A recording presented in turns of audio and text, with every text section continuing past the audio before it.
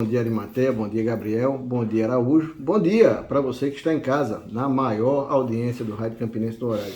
Que alegria poder falar com vocês aqui direto da bancada. Eu estava com pessoalmente, né? Saudade. Tava por aí. Não é?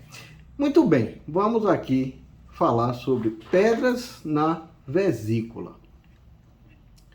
As pedras na vesícula, Anchieta, ou cálculos biliares, são depósitos de substâncias digestivas que se formam na vesícula biliar, que é um pequeno órgão em forma de bolsa localizado no lobo inferior direito do fígado, que armazena a bile. A bile, produzida no fígado, consiste na mistura de várias substâncias, entre elas o colesterol, responsável por cerca de 75% dos casos de formação de cálculos.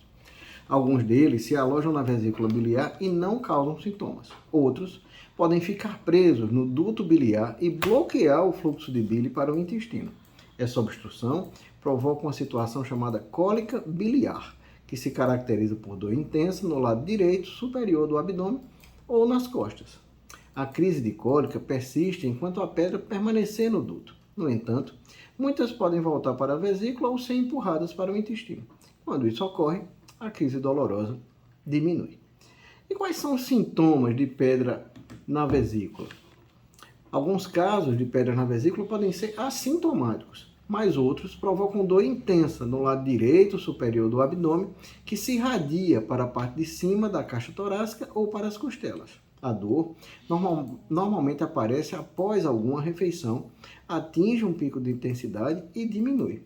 Ela pode vir ou não acompanhada de febre, náuseas e de vômitos, algumas vezes com crises muito intensas de vômito. E quais são os fatores de risco para pedra na vesícula? Bom, muitos fatores podem estar associados à formação de cálculos biliares. Alguns fatores que aumentam esse risco são colesterol alto, obesidade, elevação do nível de estrogênio, o que explica a maior incidência de cálculos biliares em mulheres. Então, pedra na vesícula é mais comum no sexo feminino, perda rápida de peso, como nos casos de cirurgia bariátrica, e uma predisposição genética. E o diagnóstico? Bom, o diagnóstico ele vai ser dado através da ultrassonografia.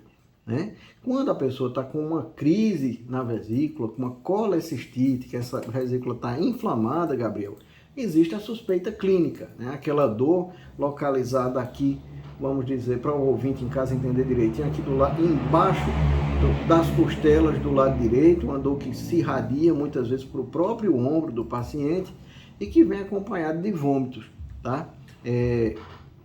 O quadro mais comum quando há uma crise, uma colecistite.